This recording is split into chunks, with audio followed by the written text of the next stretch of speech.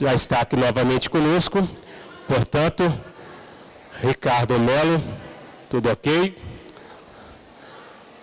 Mais uma vez, então, uma alegria recebê-lo para esse nosso segundo momento de palestra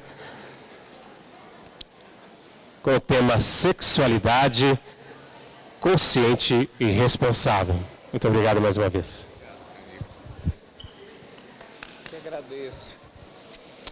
Que agradeço. Oi? Qual esse? Tá. Posso ficar por aqui assim? Atrapalha, não? Então tá. Deixar aqui. Ai, ai. Ai, ai. Vou fingir que a gente não se viu, que fica mais legal, tá bom? Assim. Olá, meus amigos, meus queridos amigos. Boa tarde. Muito. Viu que fica legal? Eu acho engraçado, porque assim, tem muita gente que, pelo menos até então, ninguém apareceu, não me contou nada, mas sempre tem, no meio da jornada, aparece alguém e fala assim, Ricardo, eu ouvi as pílulas, não suportava o seu bom dia. Fala assim, eu pulava o bom dia. A gente estava na Bahia, ó, tem? Eu sei que tem. Aí eu estava na Bahia, foi muito, essa para mim foi a melhor, né? Aí um senhor enorme, uns 2 metros, grande, forte, todo sério assim, e vem a esposa toda sorridente. Aí olha o que é o julgamento. Eu já fiquei imaginando, falei, acho que ele não gostou dela estar aqui, né? E ele sério-se. Aí ela veio toda, Ricardo, eu escuto as pílulas e tal, e ajudo e todo dia de manhã. E aí veio, né? Aí deu um abraço, e ele assim, gente, juro, braço cruzado. Aí no final ele, vai? Você não vai contar para ele não? Se não contar, eu conto. Aí eu olhei assim, sem entender nada, ela... Ricardo, quem mandou as pílulas para ela fui eu. Ela não suportava o bom dia. Ela pulava o bom dia. Agora está aí, dando abraço, pendurando. Falsa. É divertido. Oh, meus amigos, alegria redobrada, né? Para o nosso coração, poder estar com vocês de novo. Segunda vez, nesse dia abençoado para todos nós. E quantas alegrias. Porque, nossa, eu estou escutando tantas histórias, a história do grupo, a história de parte da cidade, alguns de vocês, como isso enriquece o coração da gente, né? Nossa, como enriquece muito, mas muito mesmo, né, os nossos corações. Então, graças a Deus, teremos mais um tempinho juntos, para que a gente possa conversar de um assunto não menos importante, claro, do que já foi trabalhado hoje pela manhã, né, com a nossa querida Fernanda. Fernanda, também tive a alegria de escutá-la aqui um pouquinho, muito excelente a exposição dela. E junto com o que nós falamos das gerações, que eu queria conversar com vocês sobre um tema mais do que pertinente, pessoal, que é a nossa relação com os desafios da sexualidade, né, nesse momento de transição planetária que a gente está vivendo. E eu queria começar contando para vocês uma história que toda vez que eu conto, eu fico imaginando essa situação acontecendo. O Divaldo, quando ele conheceu Chico Xavier, ele era muito jovem, muito jovem. E ele já contou essa história algumas vezes. Eu tive uma oportunidade de ouvir parte dessa história, né, pessoalmente da boca dele. E eu fico imaginando a cena. Então ele diz o seguinte, muita gente não tem esse detalhe. Você sabe que quem apresentou o Divaldo para o Chico? Quem sabe quem apresentou o Divaldo para o Chico?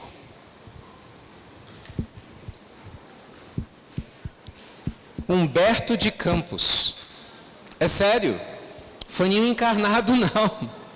O Divaldo tinha começado, muito jovem, a fazer palestra em Salvador.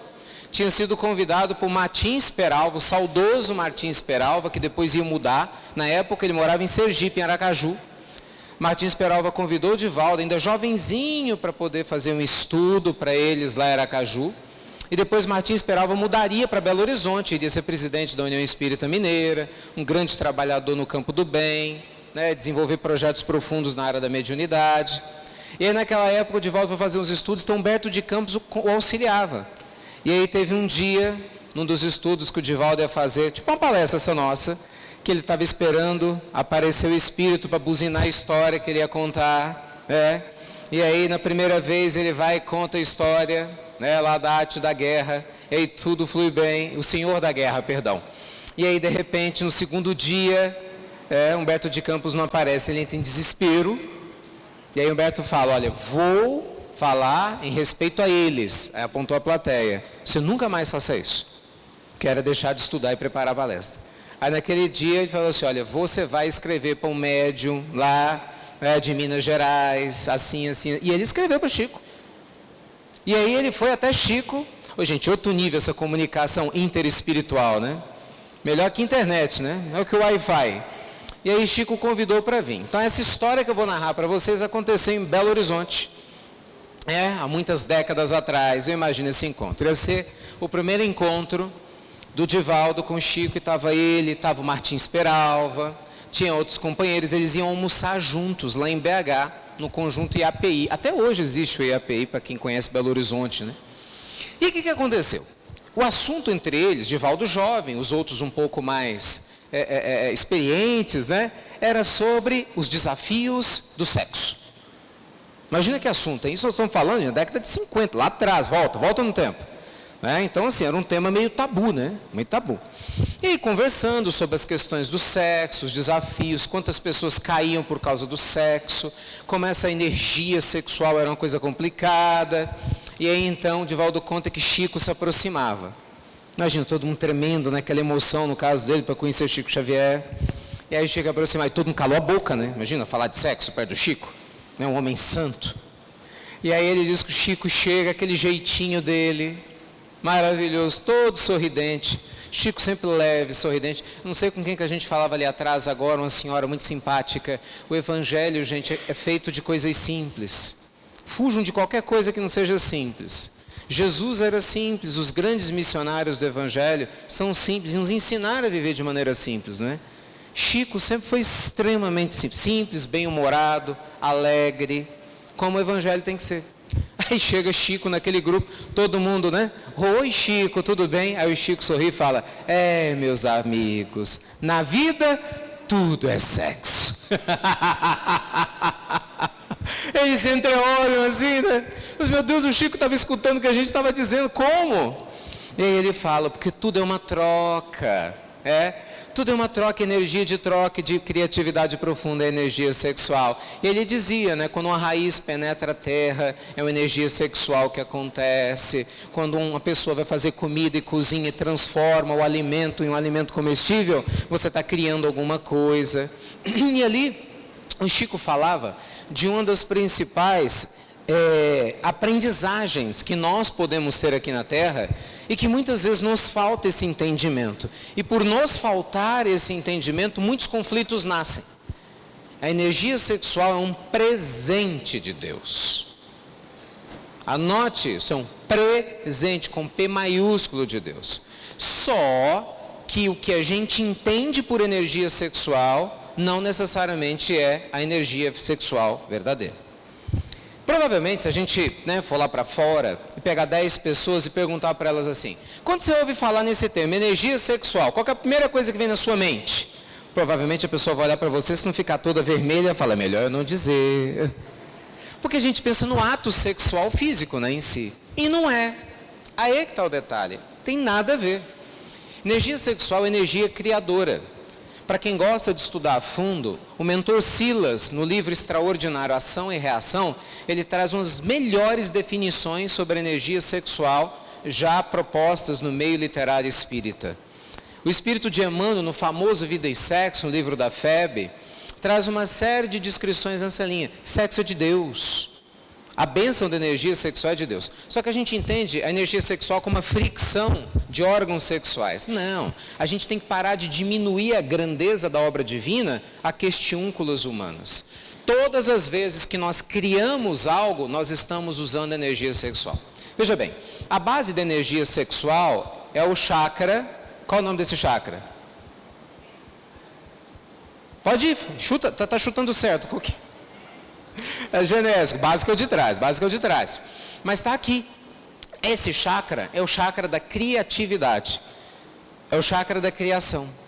Veja você que muitas vezes, a gente ouve falar, por exemplo, de alguns médios ou de algumas pessoas, que por um motivo ou por outro, optam pelo celibato ou não têm mais a prática da energia sexual e transmutam essa energia por meios criativos. Por quê? Porque ela é uma energia criativa. Por que eu estou tocando nesse assunto com vocês? Nós queríamos conversar agora à tarde, exatamente, gente, sobre essas confusões que por vezes a gente faz na má utilização da energia sexual, em como isso tem acontecido em mais alta escala nessa realidade atual, numa época de internet, de meios fáceis, de aplicativos, de encontros escuras, né, de pornografia, de estímulos sensoriais excessivos, e como que a gente precisa se alertar para educar nossos filhos, as pessoas que estão conosco, e como lidar com essa energia em nós sem a vergonha e a culpa, que são as piores conselheiras possíveis. Esse é o tipo de assunto que dá um tratado, o tamanho e o nível de complexidade dele. Só para vocês terem ideia, quando Sigmund Freud, ele estrutura a psicanálise, ele vai afirmar que todos os conflitos humanos, segundo seus estudos iniciais, estavam organizados por cima de quem? Da energia, da libido. Conflitos humanos nasceriam de ordem sexual. Ainda que depois outros terapeutas vieram e mostraram que não é bem assim que a banda toca. Mas uma coisa é inquestionável. A energia sexual mal trabalhada dentro da gente gera muitos problemas. Então, no intuito de tentar ser um pouco didático, se vocês me permitirem, eu queria dividir a nossa rápida apresentação em algumas partes. E a primeira delas é essa que a gente começou. É definir o que é energia sexual, entende? Então vamos entender isso. Energia sexual é uma coisa, a prática do sexo, como a gente entende, é outra. É um dedo, imagina, energia sexual é um braço que tem uma mão e um monte de dedos. O sexo em si, do jeito que a gente o entende, é um dos dedos. Energia sexual é muito mais ampla. É óbvio que ninguém fala isso, mas quando a gente se abraça, você está trocando energia. Isso é um ato sexual para o universo. Você está criando. Agora é óbvio que você não vai chegar em casa falando negócio desse, vai dar confusão, não vai dar. Olha, hoje eu abracei tanta gente naquele congresso. Entendeu? É esquisito. Mas é isso que a gente aprende do mundo maior. Quem fez agora comida gostosa para a gente? Você estava usando sua energia sexual. Mas ninguém fala isso. Mas você está criando. Você pega um alimento, você transmuta ele, a estrutura dele, a natureza dele, torna ele comestível. Você está criando. Isso é uma energia sexual. Energia sexual é energia criadora. Criadora. Então, a primeira coisa que a gente tem que ter em mente é que uma pessoa, para viver equilibrado com a sua energia sexual, não necessariamente tem que ter uma vida sexualmente ativa. Essa confusão é complexa. Por quê? Porque muitas pessoas enfiam isso na cabeça. Meu Deus, eu não faço fuque-fuque. Né? Nossa, eu devo ter algum problema. É sério isso? Nossa, eu não tenho vida sexual há tantos anos. Gente, pobre de mim.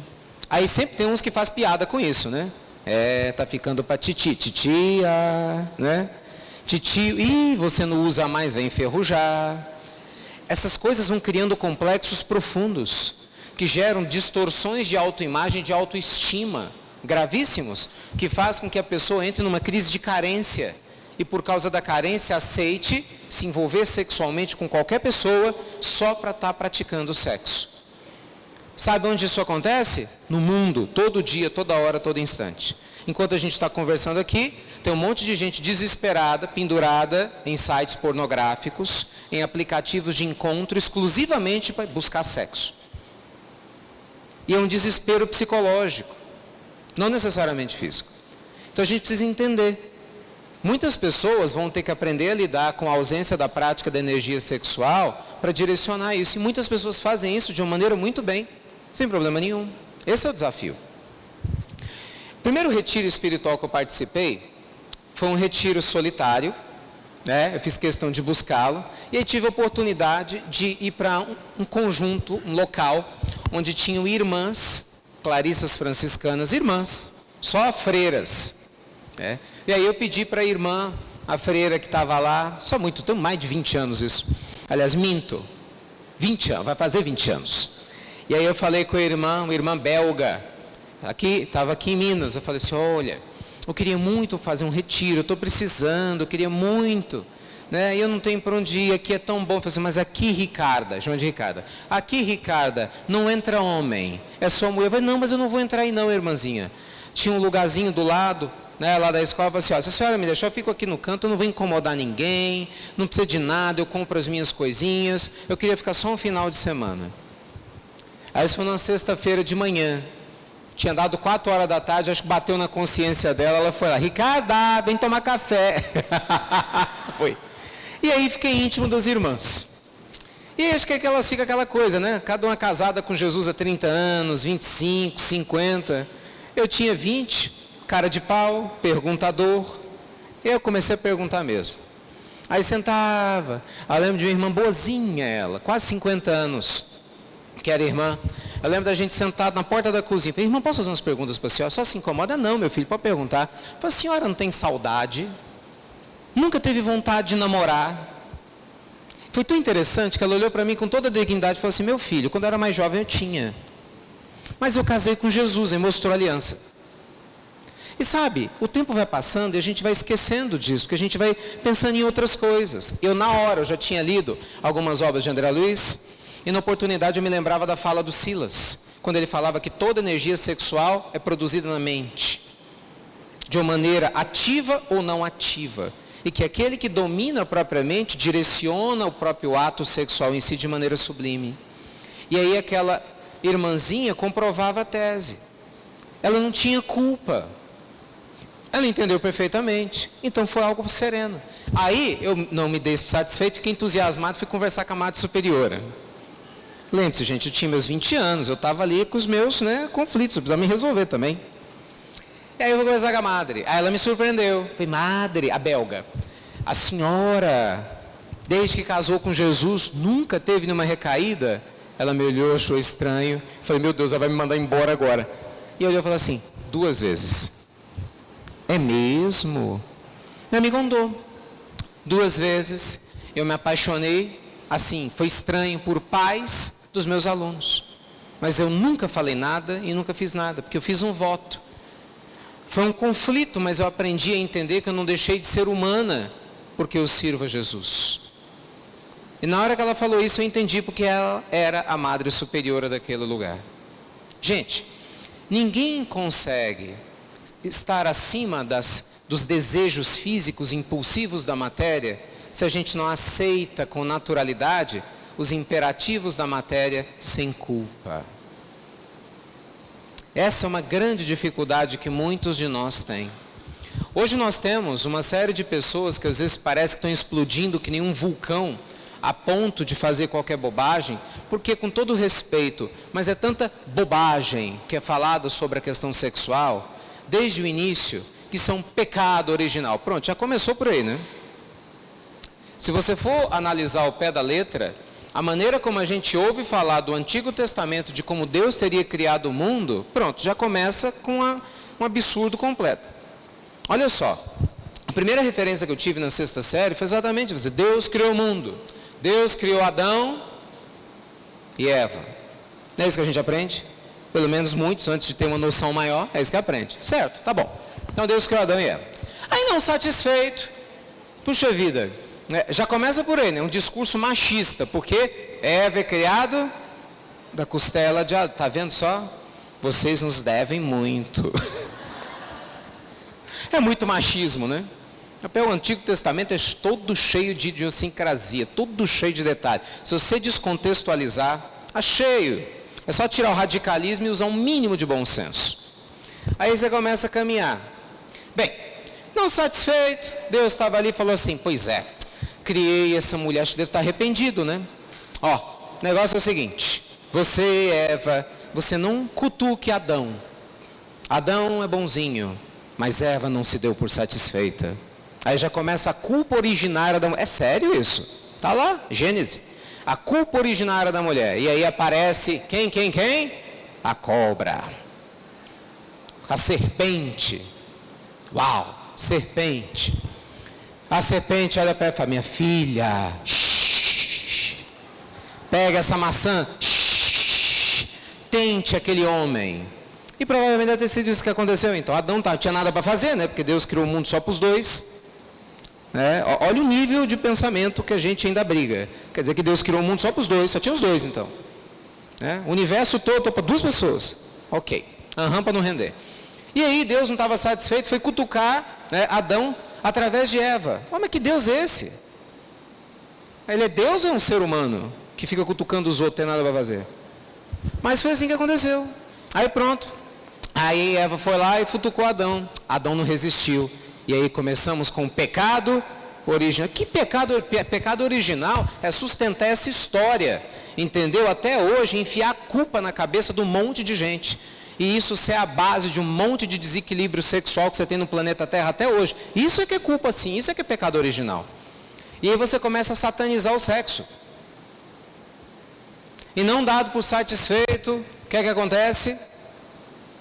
Aí Eva tem 2 filhos. Quais? Caim e Abel. Aí começa Caim e Abel. Mas rola uma inveja, né? Havia umas intrigas entre a família ali, entre os irmãos. E aí Caim fica com muita inveja do irmão Abel e o engana lá no meio das ovelhas. Ele vai lá e pum, mata Abel. Meu Deus. Há uma revolta generalizada. Depois disso acontece uma série de acontecimentos, nasce Sete, tem uma série de coisas, e aí Deus se revolta. Meu gente, Deus se revolta. Deus se revolta. Desde quando Deus se revolta, criatura? Se ele se revoltar, ele não é Deus. Como é que Deus vai fazer uma coisa ou criar uma coisa que ele não sabe o que vai acontecer? Ele vai se revoltar contra algo que ele criou sabendo que o que iria acontecer? Entende? Não tem o menor cabimento. Mas ok, Deus se revolta. Aí o que ele faz? Joga um dilúvio, porque ele estava com raiva. Mas antes do dilúvio ele encontra um homem justo. Vem cá, Noé, chega mais. Noé, meu filho, você é gente boa. Hashtag gente boa, filho bom. Pega aí um casal de cada espécie. Nós vamos inundar esse mundo todo, lavar esse pecado horroroso. E assim é a história do mundo. Que assim começa a ser contado. E vamos deixar bem claro, não estou faltando com respeito com nenhuma tradição. Mas a gente aprende com a lucidez espiritual que a nossa fé tem que ser raciocinada. Raciocinada. Então veja você que a forma como nos é apresentado originalmente muitas questões de Deus não resiste ao mínimo critério do Deus que Jesus nos apresentou. Um Deus justo, bom, um Deus que acolhe, um Deus que não julga, um Deus que estimula e protege. Jesus, quando fala com a mulher adúltera, Jesus, olha que interessante, ele entende a mulher adúltera, não apoia o adultério, mas ele não condena a energia sexual. O problema não tinha nada a ver com sexo, é a questão da conduta. Então vamos entender o seguinte, gente, sexo é só sexo. O que você vai fazer com ele depende de você. É como dinheiro, mesma coisa. Dinheiro é só dinheiro. Se você vai usar para comprar armas, se você vai pagar conta, se você vai comprar comida, cesta básica e vai ajudar uma família em necessidade, se vai construir um ambiente desse, depende de você. Depende da moralidade de quem o utiliza. Então muitas pessoas ainda satanizam a ideia do sexo, esquecendo que só estão projetando seus conflitos internos na forma de viver sua energia sexual. E a nossa sociedade ainda é muito hipócrita. Porque isso é manifestado em filmes, isso é manifestado em novelas, isso é manifestado dentro das famílias, isso é manifestado no seio das grandes religiões. Então a gente tem uma geração gigantesca ainda de pessoas que se culpam pela energia sexual. É totalmente diferente do que o mundo espiritual nos mostrou. Completamente diferente. O sexo é divino para quem trabalha com consciência na prática dessa atividade. Então vamos entender o seguinte, separe a energia sexual da vulgaridade, separemos a energia sexual de uma conduta libidinosa, separemos a energia sexual do desequilíbrio que muitos de nós têm, pode ter ou pode já ter tido. O problema não é a energia sexual, é a nossa alma em conflito com alguma coisa que manifesta esse conflito através dos impulsos do nosso corpo. E aí a energia sexual vai junto, mas o problema não é ela. Isso faz sentido, sim ou não? Porque esse é o segundo ponto. Era isso que Chico começava a tentar dizer para Divaldo naquele momento e para tantos outros. Item 3. O impulso sexual, fisicamente falando, ele é ruim? Ele é ruim? Gente, precisa ser hipócrita nem triste, né? Vai dizer que é ruim. Todo mundo sofreu aqui, né? Para ter filho, papai, mamãe, fomos todo mundo chorando, né? Hoje vamos ter que fazer um filho. Ai, que droga, vem cá. Está entendendo? É óbvio que não. Então, veja bem, se a natureza traz algo de maneira saudável, quando ela é bem guiada e bem conduzida, é uma bênção. Então, a gente precisa entender e começar a tirar, gente, esse peso da questão sexual. Por que a gente começa a falar isso? Se a gente não explica isso para os nossos filhos da maneira adequada, você está predispondo eles a projetarem no sexo a culpa que você recebeu, a ideia de sujeira que você recebeu, e eles vão ter essa ideia. É assim que você manipula uma geração. Porque todo mundo adora o que é uma coisa proibida. Eu acho muito engraçado, as famílias não se falam em sexo dentro de casa. Pois é, aí a criança ou adolescente vai aprender fora de casa. Uai, eu prefiro falar dentro de casa do que ele aprenda fora de casa. É o que a gente falava mais cedo. Não, reencarnação, não imagina, vamos falar de sistemas polêmicos com as crianças. Uai, então tá bom, você vai arriscar que eles aprendam em outro lugar? Da pior maneira possível? Então a gente tem que aprender a conversar, tem que aprender a explicar. A responsabilidade nossa, que aquele que usa com sabedoria sua energia sexual, cresce de maneira profunda. Mas se a gente não tiver vigilância, nós vamos cair também de maneira profunda. Não é? Existem várias formas dessa queda acontecer. A gente sabe, por exemplo, no mundo espiritual, que há o Vale do Sexo e inúmeras regiões complexas e umbralinas de pessoas com a mente extremamente viciada na questão sexual. O corpo morre fisicamente, o espírito com muita dificuldade desencarna, se deslocando do corpo, mas o desejo vai junto, e é um desequilíbrio profundo, é uma tristeza. Na reencarnação de Segismundo, um caso clássico, narrado no terceira sequência dos livros de André Luiz, Missionários da Luz, nós vamos encontrar exatamente um caso lindo. Nós vamos encontrar o pai de Segismundo com uma vida muito complicada, mas vamos encontrar a mãe de Segismundo santificando o ato sexual. E aí você vê, quando uma pessoa dentro do lar tem um mínimo de consciência, essa pessoa traz a luz para dentro da sua própria casa. Olha porque que a gente tem que fazer o evangelho no lar. E não deve ser, mas meu marido é um irresponsável. Mas minha esposa, mas você não é. Então, cuide do seu lar. Mas papai e minha mãe não estão nem aí, não acreditam em nada disso. Mas você acredita, então mentalize e evangelize o seu lar. André Luiz, por exemplo, nos conta que os responsáveis por levar Segismundo à sua encarnação, na hora do ato sexual, em respeito em especial à mãe de Segismundo, mantém-se do lado de fora, ao respeito espiritual, ainda que ele não o merecesse. Não Segismundo, pai. Olha como isso é delicado. Então, gente, a forma como cada um de nós identifica a energia sexual é muito relativa, né? Você vê, tem pessoas que fazem sexo, olha a expressão, fazer sexo. E tem pessoas que fazem amor, que é essa expressão mais bonita, mas é diferente. Porque fazer sexo é semelhante a beber água do mar. Você não vai matar a sua sede, vai? Quem aqui já fez muito sexo sabe do que eu estou falando. Quanto mais você transa, mais tem uma sensação de vazio, uma sensação esquisita, é estranha. Passa o ato libidinoso em si, né, do orgasmo, é uma sensação esquisita. Não tem paz, não tem sossego, é estranho. Principalmente quando não tem contato e conexão nenhuma com a outra pessoa. E a pessoa olha para o lado e fala, meu Deus, né? Na hora que passa aqueles hormônios todos, fala, que é isso? O que eu estou fazendo aqui? O amor é diferente, né? No amor é uma troca de energia, o que Emmanuel nos fala, é uma permuta que acontece no nível sutil da troca de energia entre os chakras. quando há um sentimento de troca, de carinho, de admiração entre as partes, de respeito mútuo, né, independente da questão física que é prazerosa, há o quê? Há um fluxo de energia que flui daqui para aí e daí para cá. E essa energia ela retroalimenta. Tanto que na hora que o ato sexual termina, qual que é a sensação de pessoas que gostam umas das outras? Paz. É uma sensação de... Há uma sensação de completude, de serenidade. Isso é um bom termômetro para você medir como é que anda a qualidade do ato sexual. Porque quem busca desejo não se sacia. Gente, eu posso andar? Não. Pode. Quando Jesus encontra a mulher da Samaria, lembra a mulher da Samaria? Lá no poço de Jacó. Eles estavam sem mantimentos, tinha acabado a comida.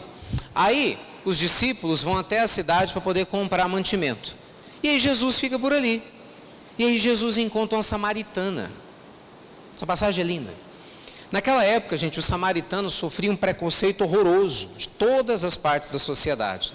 Você vê que ele conta a história do bom samaritano, para mostrar como o preconceito era um absurdo, e tem essa parte da samaritana. Então, você imagina, ela era mulher, que já sofria preconceito. Samaritana, preconceito 2 vezes. E ela indo buscar água sozinha, era sinal que não tinha nenhum homem para ir buscar. Então, provavelmente não era nem casada. Ainda tinha um preconceito maior.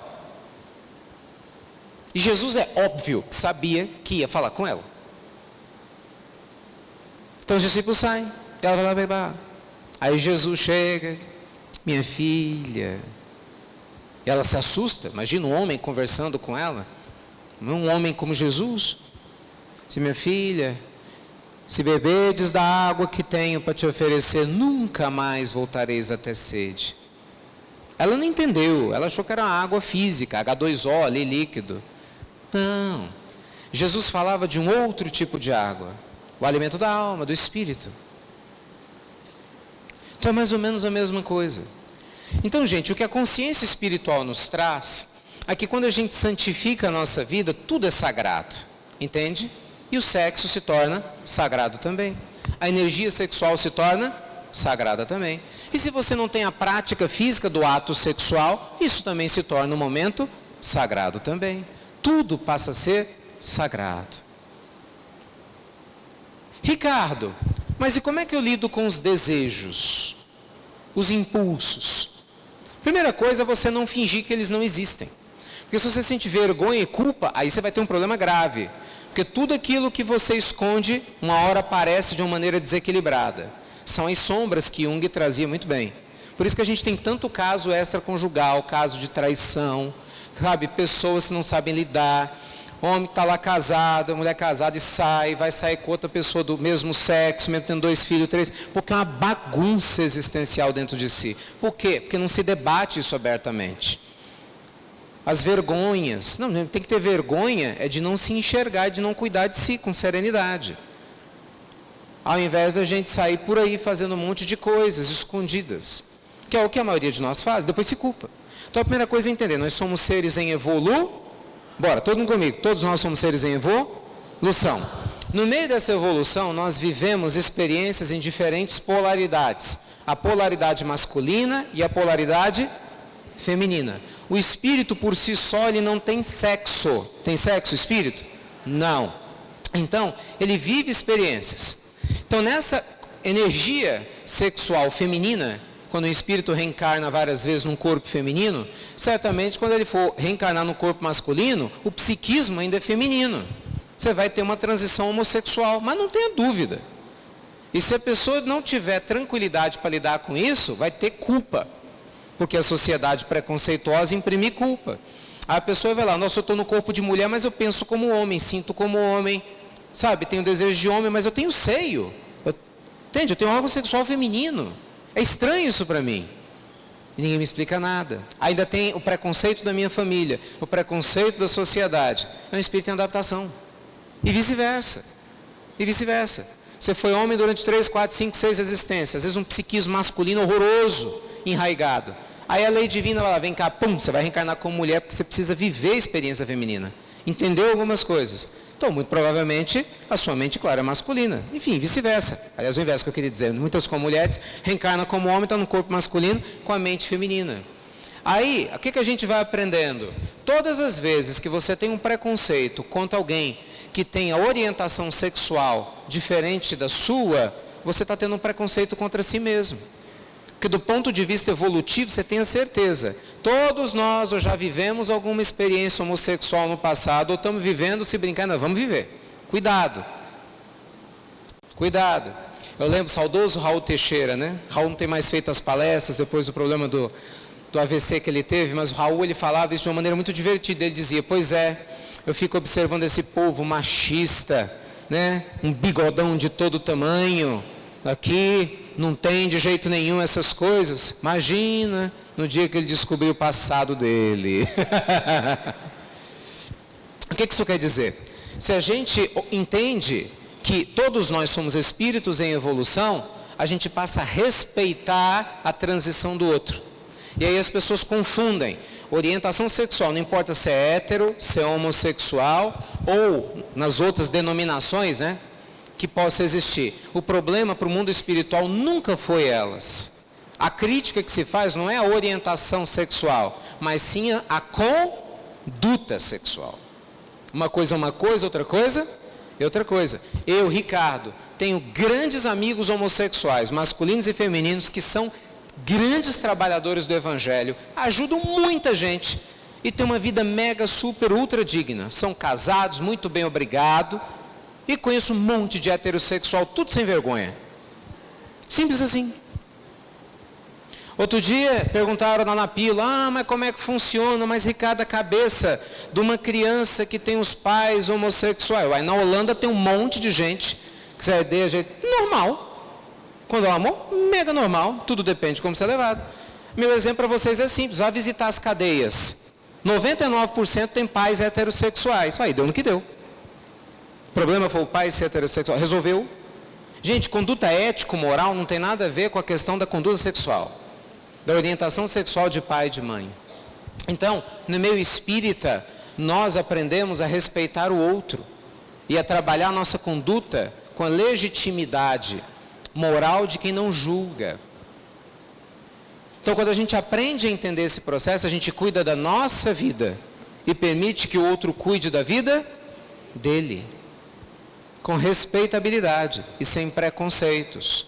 É muito triste a gente ainda ver nas nossas fileiras pessoas que falam de Jesus, que falam em nome dos bons espíritos, mas vivem cheio de preconceito. Fique cheio de preconceito, até acontecer com você. Aí você vai entender como é que isso funciona. Quem ama acolhe, meus amigos. Quem ama cuida. Quem ama não julga.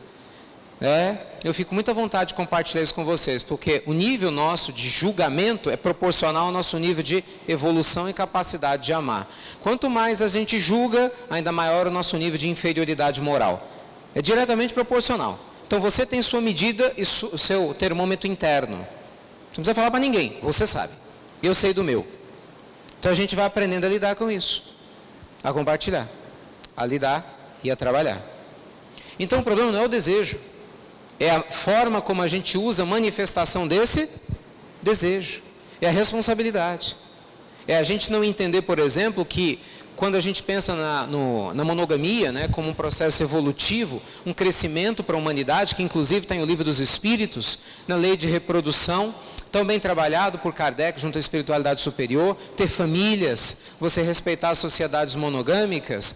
Por que isso? Porque a gente testemunha o crescimento um do outro, a gente conversa um com o outro, as famílias se apoiam mutuamente. Quando a gente não consegue lidar com isso com naturalidade, grandes conflitos acontecem. Aí começa um rolo de traição para cá, é ou não é? Traição. E detalhe, eu não estou aqui para fazer juízo de valor de nada, nós estamos refletindo abertamente. Eu não conheço nenhum caso, e eu falo que eu não conheço, que eu conheço um monte. Na minha vida profissional, eu lido com muitas pessoas assim, que vêm pedir auxílio. E na parte espiritual, nem se fala. E aí você vê um monte de casos extraconjugais que a pessoa pula, foi bem que ele pula uma cerca, depois pula um muro, depois quer pular a casa, pula para cá, para lá. Eu não conheço um feliz. Não conheço um feliz. Eu lembro, quando eu fazia visita em hospitais de maneira mais ostensiva, a quantidade de técnicas de enfermagem enfermeiras que eu conheci que tinham casos extraconjugais. Na verdade, elas eram amantes de outros, porque como saíam de um trabalho para o outro, não dava tempo de sair para passear, porque é complicado, plantão de 24, 48, 36 horas. Eu lembro de um caso de uma amiga querida, nossa, um doce, cuidava dos pacientes com afeto, véspera de Natal, e ela numa tristeza, fulana, o que foi? Ele não vai me ligar. E eu calado, né? Ainda jovem, falei, eu também acho que não, mas ficava quieto, né? E ficava observando, não vai. Não vai. Aí eu vejo na pílula noturna, gente, vocês não têm ideia, a gente recebe as mesmas histórias, um monte de gente. E ela, eu namoro um homem há muito tempo e diz que ele vai se largar a família. Não larga. Se tivesse que largar, já tinha largado. Não larga. É muito cômodo. Ele tem a esposa, sai com a mulher, tem os filhos, mantém a estrutura e transa e relaxa com você. E está assim há anos, e vê você carente, tem medo de seguir sozinha, você se submete, e assim você leva uma vida inteirinha. Deus não julga ninguém, meus amigos, só que a gente tem que fazer autoanálise. Aí às vezes esse companheiro desencarna, a esposa do lado de lá descobre, aí começa o rolo. Descobre, aí de repente essa moça, se não der conta de lidar consigo e se sentir iludida, pode se suicidar. Tem muitos casos complicados. Aí você tem um angu, todo cheio de caroço. E vai demorar 1, 2, 3 existências lá para poder se reajustar. Sabe, de fulano que enganou ciclano, que era o beltrano. Porque a gente não conseguiu ser transparente nos nossos relacionamentos. Porque colocou o desejo sexual acima do bom senso. Então assim, você vai começar um outro relacionamento, fecha o seu primeiro. É sério isso. Isso é muito complicado. Ninguém está dizendo que é fácil não, viu? Deixa eu te contar uma coisa. Você sabe que nos meios religiosos, uma das principais estratégias dos espíritos que querem destruir trabalhos no mundo religioso é exatamente fazer com que você tenha quedas na área sexual. E que eu tenha quedas na área lógica. É muito fácil. Quem é espírita aqui? Eu estou perguntando porque muita gente precisa ser isso. Aí. Tudo bem. Ó, boa parte. Olha, gostei, um monte de gente não levantou a mão, já gostei mais. Nossos irmãos católicos que estão aqui, quem é? Olha que maravilha. Irmãos evangélicos temos? Budistas? Não. Sechonoe? Umbanda? Sechonoe? Tem. Igreja messiânica? Alguma outra religião que eu não falei assim de imediato? Agnósticos? Ateus, o povo fala, tem que ter muita coragem para falar, mas por que não? Escuta só, fala que não é um prato cheio. A maioria espírita tem essa história de afinidade, é ou não é? Eu não queria contar nada para vocês não, mas eu na hora que cheguei aqui, meu nome da senhora?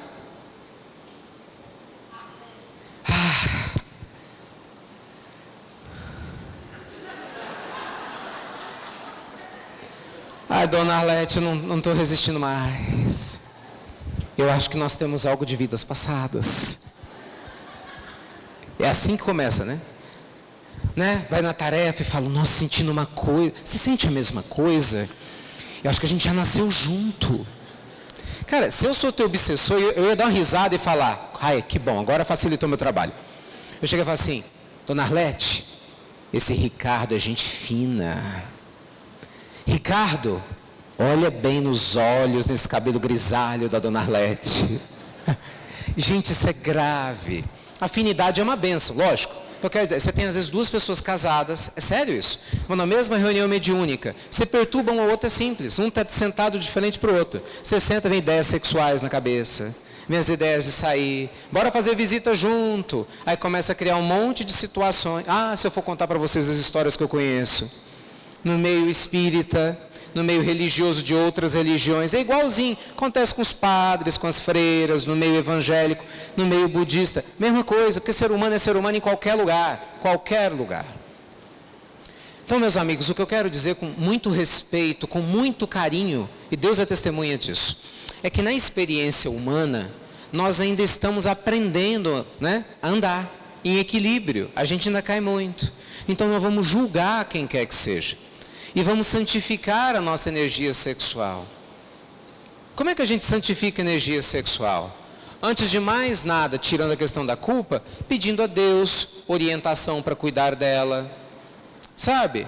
Pedindo mesmo, isso é muito importante. Oh, meu Deus, na hora das suas preces, me orienta para que, né, eu vá utilizar a minha energia sexual com sabedoria, que eu possa canalizá-la com sabedoria. Se, por exemplo, você não tem uma vida sexualmente ativa, não importa o motivo, seja lá qual motivo for, sabe, com naturalidade, assim, olha, que eu possa canalizar minha energia sexual de maneira sábia. Às vezes é fazer isso para cuidar dos filhos, foi o que o Chico fez, para fazer o bem para outras pessoas com os livros.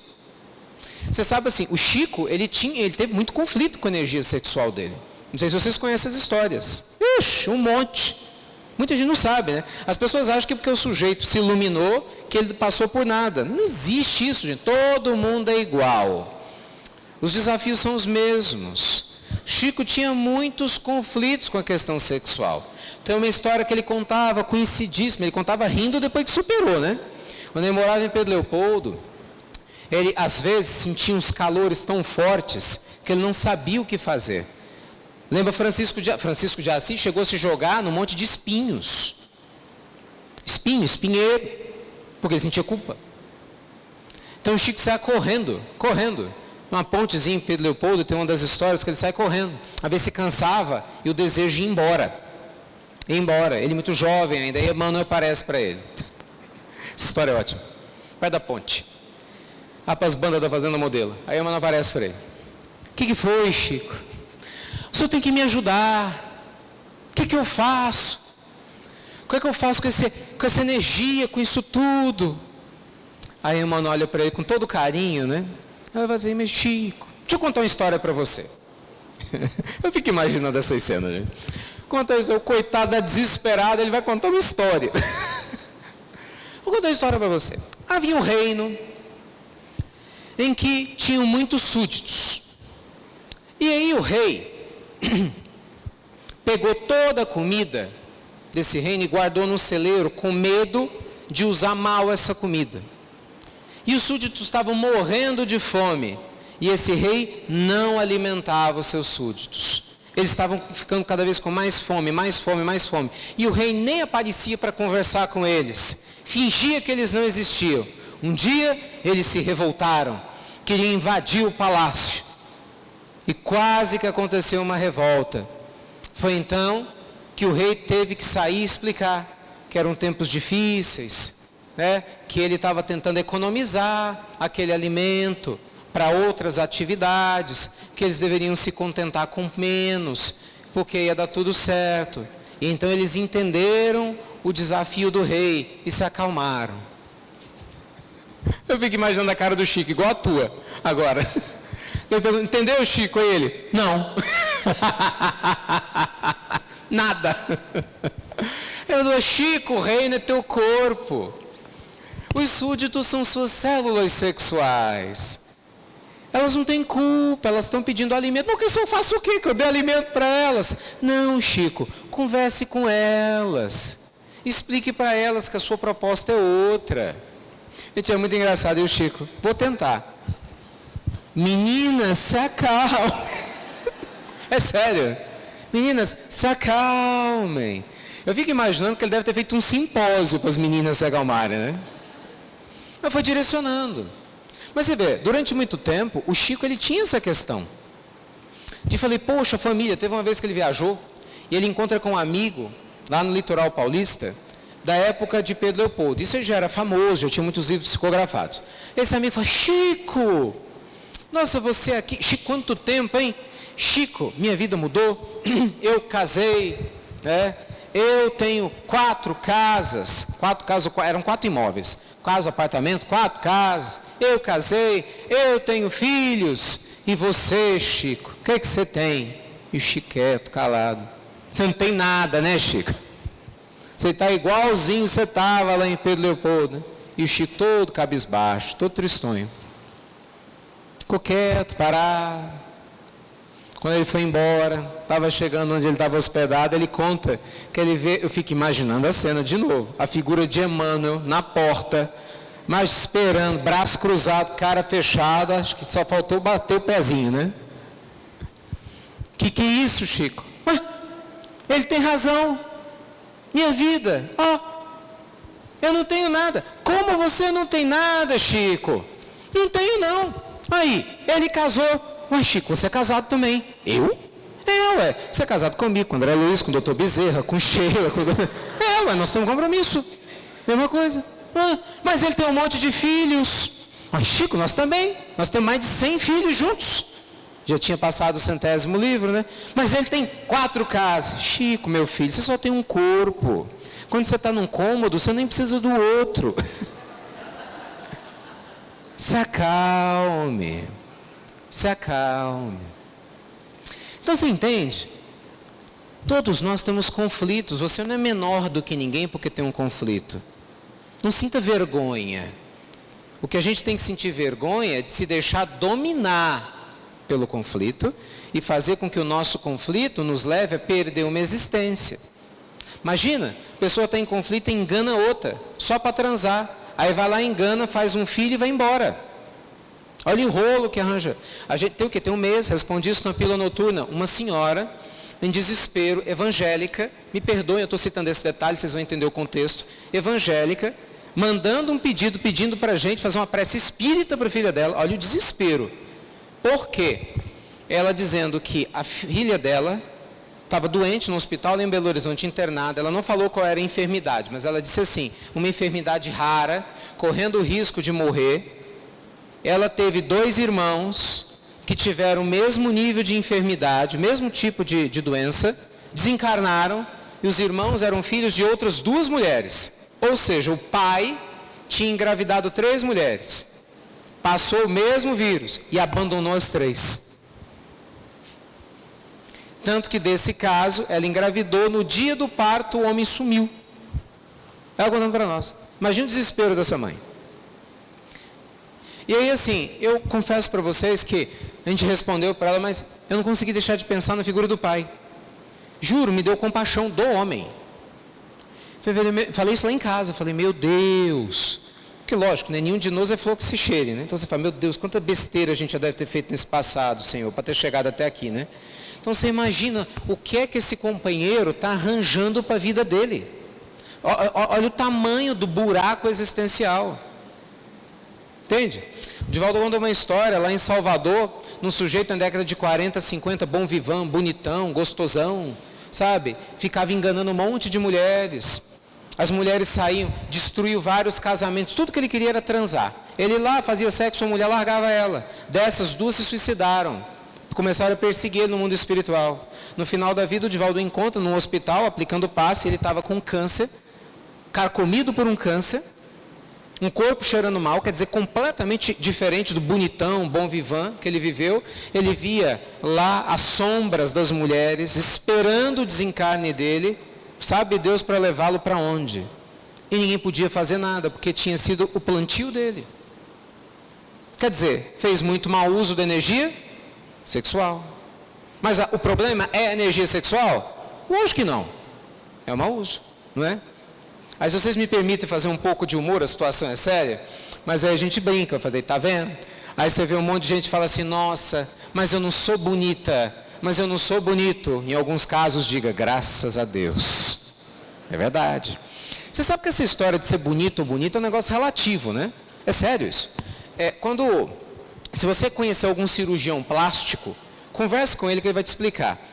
Na história da cirurgia plástica, se estuda modelos de beleza em cada cultura. E o padrão de beleza do Brasil, por exemplo, é diferente do padrão de beleza da China. Por exemplo, a mulher chinesa, considerada bonita, ela não tem seio, praticamente. Ela é bem magrinha e não é branca, ela é pálida. Em algumas tribos da Europa, da África, a mulher considerada bonita e bonitona, ela é bem gordinha, seios enormes, bumbum enorme, barriga enorme. E a magrinha, corpo de violão, que a brasileira ou brasileiro procura, com padrão de beleza não é valorizado. Aí disse um amigo certa vez, não fique triste, você não é feia, você só reencarnou no lugar errado. Só isso. Acabou? Entendeu? E aí tem umas coisas estranhas. No nosso lado masculino é a mesma coisa. Outro dia eu estava lá na academia, conversava com a amiga, mesma coisa. Sabe, a maioria dos homens tem uma ilusão. Vai lá, trabalha para ficar todo marombado, né? Ficar musculoso e tal. E todas as pesquisas que saem, a maioria das mulheres fala que não prefere homem assim, prefere homem normal. E a frustração que é para os homens que ficam horas e horas na academia, que ficam daquele jeito. Lógico, tem muitas que falam, eu prefiro um osso musculoso. É uma pesquisa recente, publicada no UOL desse jeito, 70% das entrevistadas, não, eu prefiro um homem normal, comum. Minhas amigas falam isso. Se tiver um homem musculoso, eu fujo. E os homens estão tudo lá. Não, porque as mulheres vão me olhar. Vão medir meu bíceps, meu tríceps, meu sei lá o quê. E quais músculos que tem. Então você vê, no dia que a gente parar de ter esse foco só de disciplinar para cuidar da imagem, não que trabalhar a saúde seja errado, jamais, não é nada disso. Mas a gente colocar o mesmo nível de interesse para cuidar da alma, tudo muda, não é? Porque a gente faz o quê? A gente une a beleza da alma, que é a principal, com a saúde do corpo. Para a gente viver uma experiência física no tempo que nós tivemos aqui. Mas imagina quanta gente fica, falando sério, a gente fala com bom humor, mas é sério, pessoa com autoestima baixa. Ah, porque eu estou aqui, meu Deus, descobri um pé de galinha. Gente, tem gente que tem um galinheiro no rosto e está feliz. Aí tem gente que vai lá, se plastifica, puxa, perde até a expressão, oi, né? Para um lado, para o outro. E às vezes a alma não está plastificada. Põe um botox espiritual na sua alma. Não é só no corpo. O Evangelho nos convida, gente, à libertação da forma. Isso não é ignorar a saúde. Veja bem, uma coisa é uma coisa, outra coisa é outra coisa. Nós temos o dever e o direito de buscarmos uma boa saúde, mas não nos tornarmos prisioneiros dos nossos impulsos, principalmente quando o intuito principal é despertar desejo sexual a um monte de gente que você não conhece. Olha que falta de percepção. Isso é carência. Isso gera vários problemas. Eu tenho um amigo em Belo Horizonte, até uns anos que eu não converso com ele. Feio, muito feio. Os padrões globais, muito feio. Todas as vezes que eu via Geraldo, sempre rodeado de mulheres bonitas. Um dia eu conversei com ele. Falei com ele, tempo atrás. GG, pessoal chama de GG, qual que é o teu segredo? Aí ele todo sorridente fala assim, eu sei conversar. Sério? Eu sei conversar, eu escuto todas elas, com carinho e respeito. Eu não tenho pressa, eu me importo pela alma delas. Então elas entendem. Então, meus amigos, no final das contas a gente volta na mesma questão. Qual que é a questão? O que vale é o espírito. Não é o corpo apenas. Não é só saciar um desejo de 10, 15 minutos, né? Para se arrepender, sabe Deus durante quanto tempo. Destruir um lar por causa de uma experiência negativa e de repente colher isso durante muito tempo. Se deixar levar por questões emocionais de curto prazo e destruir uma tarefa espiritual por causa de um desejo de estar perto do outro. Cuidado com isso. Nossa vigilância, ela precisa ser plena. Você vê que Jesus falava, vigiai, porque não é fácil. Olha, eu vou lhe contar. Segundo os nossos irmãos espirituais, todos nós temos pedras de tropeço, todos, sem exceção. Mas as principais dos religiosos são sexo, poder e vaidade, que está enrustida aqui na questão do orgulho. Então tomemos muito cuidado aqui, né? E aí entra na história do poder, mistura a questão do dinheiro, né? Que é a história do poder, da cobiça, de ser mais poderoso, de chamar atenção. Então a gente tem que estar muito atento, né? Para a gente não cair. E aprender a viver a vida de uma maneira leve, feliz. Sabe como é que Chico canalizava a energia sexual dele, além dos livros? Conversava com a natureza. Respeitava a natureza.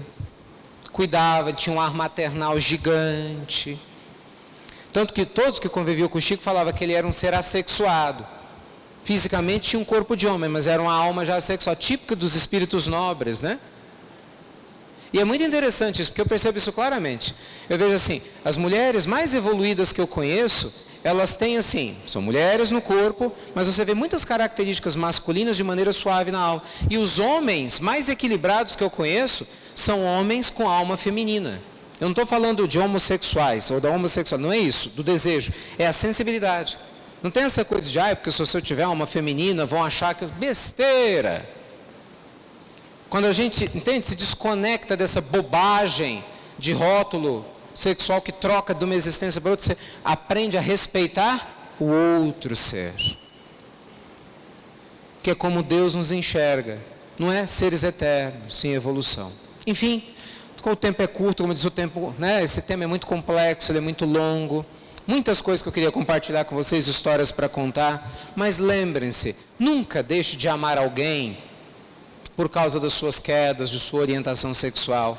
Não se deixe manipular por desejos momentâneos. E lembre-se que a gente se protege na oração, no trabalho voluntário. Isso é fundamental, a prática da caridade é fundamental. A aplicação dos passes, você está lá doando energia, estudando, fazendo bem. Literalmente a gente canaliza mesmo energia sexual.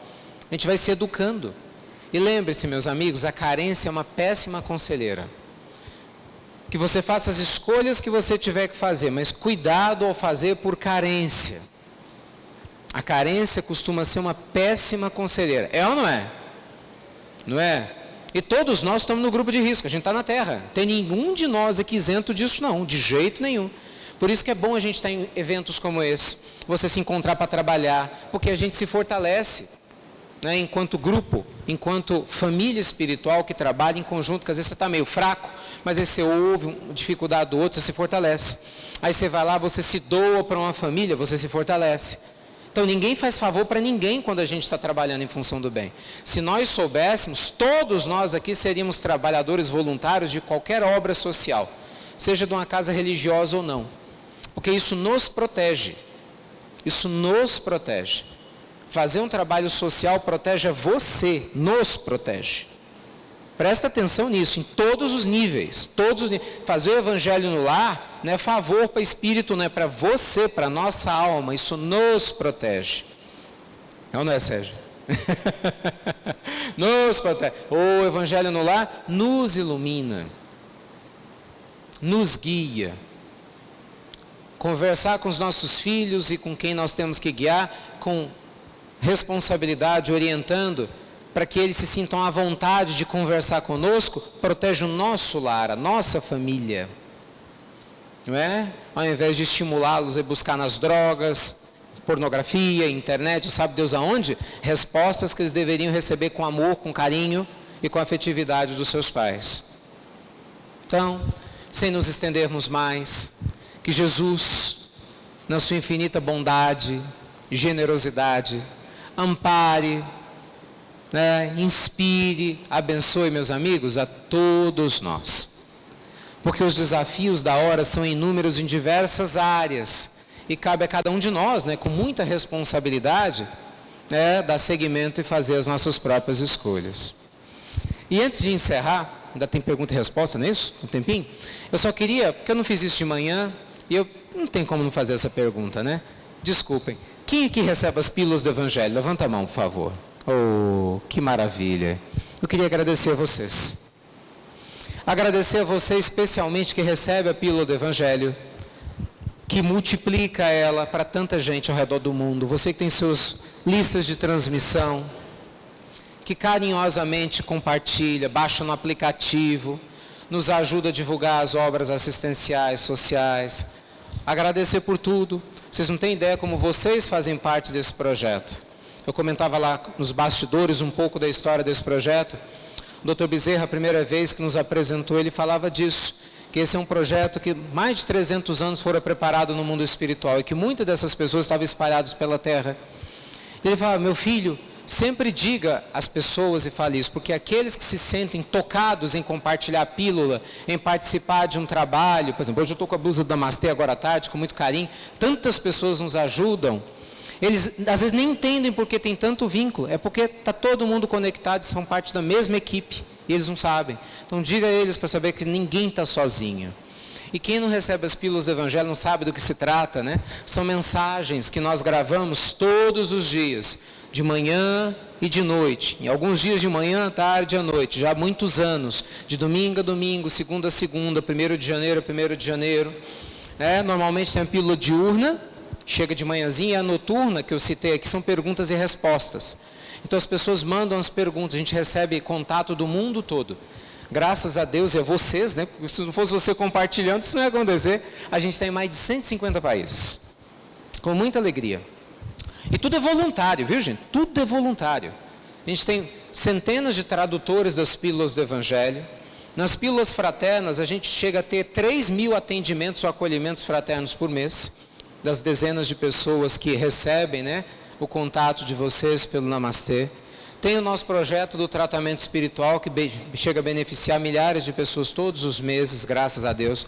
As várias instituições assistidas por vocês. Então não tem como eu estar aqui, né, e não dizer meu muito obrigado do fundo do coração. Convidar, né, quem não recebe a pílula a conhecer. Baixa um aplicativo, que é de graça também. E o aplicativo ainda tem a pilulinha do Evangelho para as crianças. Com historinhas para as crianças. Vocês têm crianças, né? Está lá.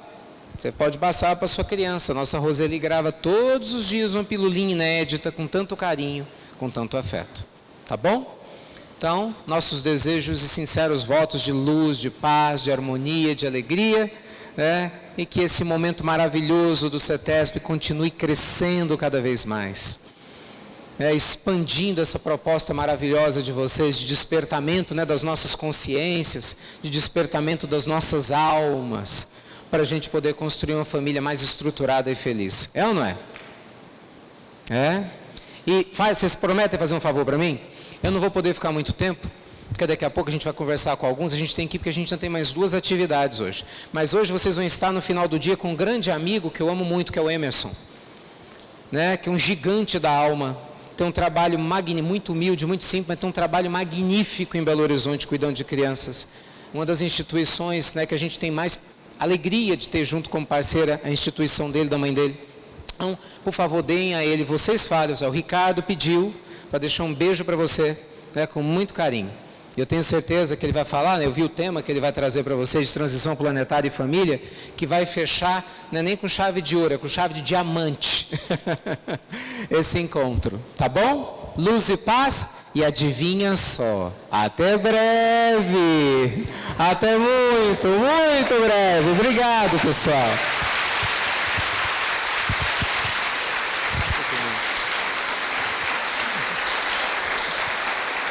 Mais uma vez, nossos agradecimentos a você, Ricardo, como você mesmo colocou, até breve, e já estamos aqui estudando uma nova oportunidade para tê-lo conosco aqui. Que Jesus lhe abençoe cada vez mais, leve assim o nosso abraço, o nosso carinho também, e muito obrigado. Nós vamos ter agora o momento do perguntas e respostas. Já temos aqui uma pergunta, vai ser somente essa, pessoal, porque o nosso tempo aqui para o Ricardo, para ele poder ir cumprir com o cronograma dos autógrafos, que será ali na saída do auditório, para darmos sequência aos trabalhos.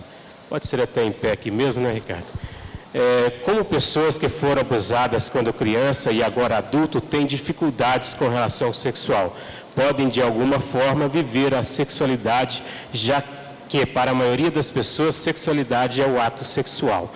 Outra coisa, por que a espiritualidade permite o abuso sexual a crianças? Bem, vamos começar outra palestra então agora.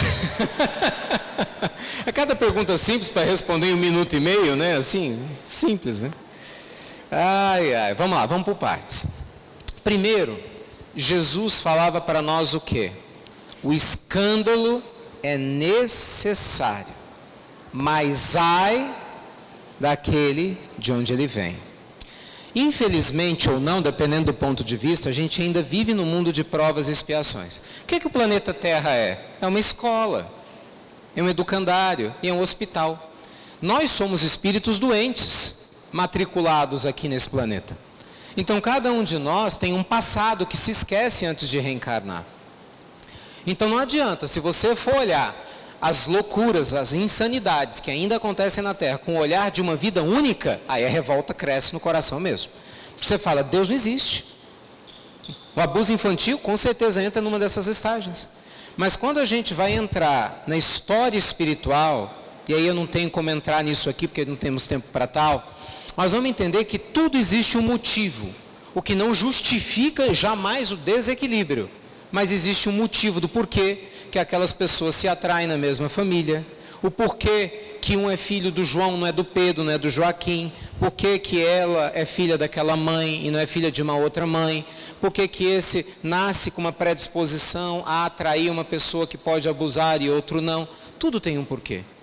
E aí, já emendando na resposta de quem infelizmente passou, né, por essa experiência dolorosa de um abuso sexual, eu queria responder contando uma história real.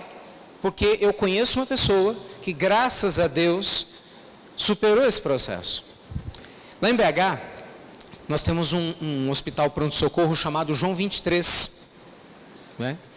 E lembra que eu falei que tinha uma tarefa que a gente participava, de algumas enfermeiras? Então, a Lu, o nome dela, Luciana. Estou expondo porque ela não trabalha mais lá, já tem muitos anos, mudou para uma outra cidade, então não tem problema. Ela era a menina mais alegre que tinha no João. De todas as enfermeiras, as técnicos, dos médicos.